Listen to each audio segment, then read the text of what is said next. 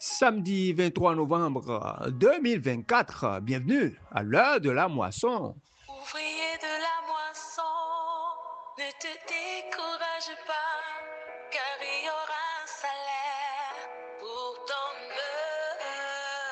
œuvre. Ouvrier de la moisson, ne te décourage pas, car il y aura un salaire pour ton œuvre. Ne laisse pas tes mains s'affaiblir, ne laisse pas ton cœur s'endormir.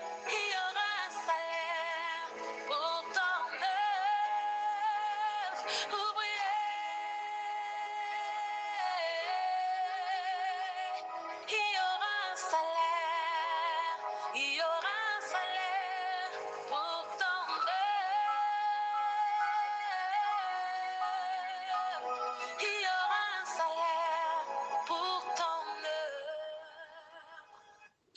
Gloire au Saint-Esprit, esprit de révélation, le Saint-Esprit qui sonde même les profondeurs de Dieu, esprit de vérité qui nous conduit dans toute la vérité. Alléluia.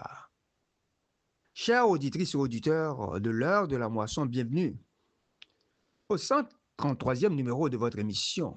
Le samedi passé, le prophète Daniel nous a rafraîchi la mémoire aux abords de son oasis spirituel, le quatrième et l'avant-dernier dans ce 10e thème. Je rappelle que nous sommes toujours dans la deuxième et dernière partie qui est intitulée Ressembler à la stature parfaite de Christ. Oui, la vie de consécration, l'humilité, la générosité et la confiance en Dieu furent les quatre vertus qui ont favorisé l'élévation et la prospérité de Daniel à Babylone. L'épreuve de sa foi vibrante nous a édifiés afin que nous continuions de combattre le bon combat de la foi, puis d'achever notre course chrétienne dans la crainte de Dieu. Sans faillir à sa mission, ce captif de Juda nous a laissé un bel exemple de la piété, laquelle produit l'espérance qui ne trompe jamais. Aujourd'hui, nous parlons des révélations cachées du rêve qu'avait fait le roi Nebuchadnezzar concernant les temps de la fin. Lisons dans Daniel au chapitre 2, versets 39 et 40. Là, il est écrit, « Après toi, il s'élèvera un autre royaume, moindre que le tien, puis un troisième royaume qui sera d'airain et qui dominera sur toute la terre. » Le verset 40, nous sommes toujours dans la version Louis II. Il y aura un quatrième royaume, fort comme du fer, de même que le fer brise et rompt tout. Il brisera et rompra tout, comme le fer qui met tout en pièces. Oh, Dieu mystérieux! En vérité, le premier royaume qui représentait le règne des Chaldéens est déjà passé. Selon le prophète Ésaïe au chapitre 13, pour preuve, les décombres de l'ancienne Babylone existent encore de nos jours. Le livre de Daniel nous confirme que le second fut le royaume des Perses et des Mèdes. Le Dieu d'Alliance avait puissamment utilisé ses rois pour révéler sa fidélité et sa miséricorde à l'égard d'Israël, son peuple. Par ailleurs, l'histoire révèle que le troisième fut celui des Grecs, le quatrième fut le royaume des Lombards ou des Romains. Bref, les prophéties bibliques se sont accomplies, au temps fixé sur ces quatre royaumes. Chers ministres de l'Évangile, la pierre angulaire qu'avait rejetée Israël, la principale de l'angle, la pierre d'achoppement et le rocher de scandale, Jésus-Christ, fut bel et bien cette pierre que le roi Nebuchadnezzar a vue dans le songe. Si le songe qu'il oublia lui a été révélé par le prophète Daniel, et si son explication certaine lui a été donnée, c'était pour faire connaître les pensées de son cœur. Daniel, le chapitre 2, le verset 30, nous confirme que le salut de Dieu est ancré dans l'âme de chaque élu, selon l'élection de la grâce. Cela ne dépend pas de nos œuvres. Soyons rassurés, notre puissant Rédempteur nous garde comme un sceau en vue d'avoir part à l'héritage réservé aux saints au dernier jour. Mon frère, ma sœur, le Seigneur connaît ses brebis et elles le connaissent aussi mieux. Dieu nous a élus avant la fondation du monde. Notre Sauveur nous veut en entier. Et pour ce faire, nous devons porter chaque jour notre croix et le suivre. Chers bien-aimés, gardons notre cœur plus que toute autre chose, car de lui viennent les sources de la vie, dira le roi Salomon dans Proverbe 4, le verset 23. À l'instar de Noé, de Joseph, fils de Jacob, du libérateur Moïse, du roi David, de la reine Esther, de Bartimée, le fils de Timée, de Lazare, l'ami de Jésus, de Dorcas, de l'apôtre Paul, et j'en oublie. Découvrons le dessein éternel de Dieu pour le salut de nos âmes.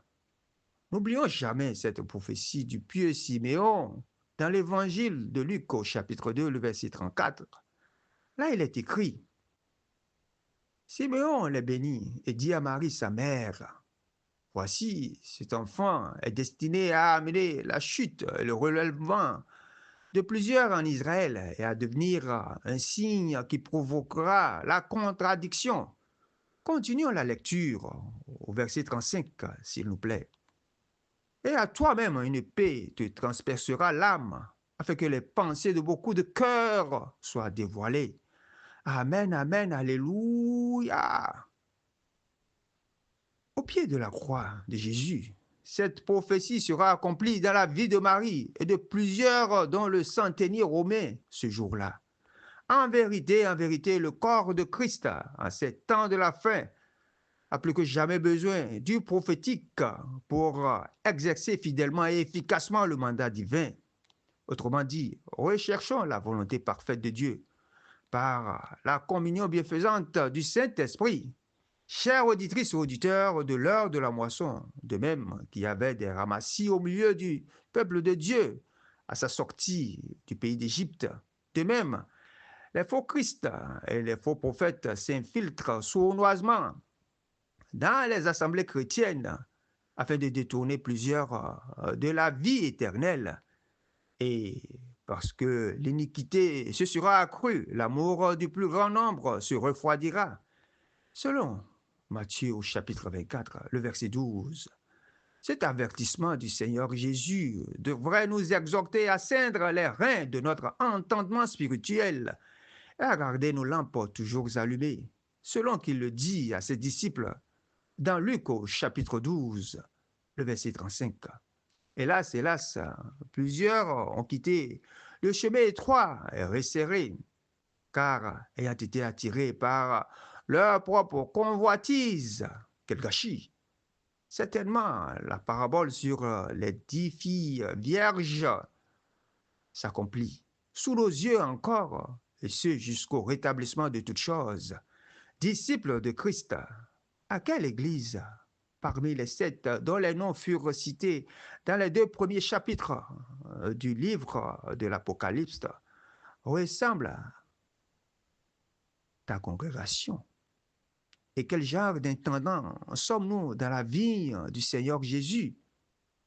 Sortez du milieu d'eux, mon peuple, afin que vous ne participiez point à ces péchés et que vous n'ayez point part à ces fléaux. En effet, l'apôtre Jean nous avertit de l'imminence du jugement de Dieu dans Apocalypse, chapitre 18, le verset 4.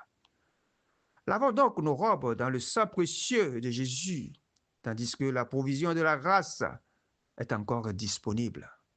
Samedi prochain, si le Seigneur Jésus tardait à revenir, nous allons méditer sur la promesse de Dieu de faire de Jérusalem une pierre pesante pour tous les peuples. Eh bien, nous comprendrons que le temps des nations court inexorablement à son terme. Dieu bénisse Israël. Amen, amen. C'était votre serviteur Fatih Wassani Dileife. Shalom, shalom. Bientôt viendra la saison où tu auras ton salaire pour ton œuvre. Ouvrier de la première heure, ouvrier de la dernière heure, il y aura un salaire pour ton œuvre. Ne laisse pas tes mains s'affaiblir, ne laisse pas ton cœur s'endormir, il y aura un salaire pour ton œuvre. Ouvrier, il y aura un salaire. Ouvrier, il y aura un salaire pour ton œuvre. Ne laisse pas tes mains s'affaiblir, ne laisse pas ton cœur s'endormir, il y aura un salaire pour ton œuvre. Ouvrier de la première heure, ouvrier de la dernière heure, il y aura un salaire pour ton œuvre.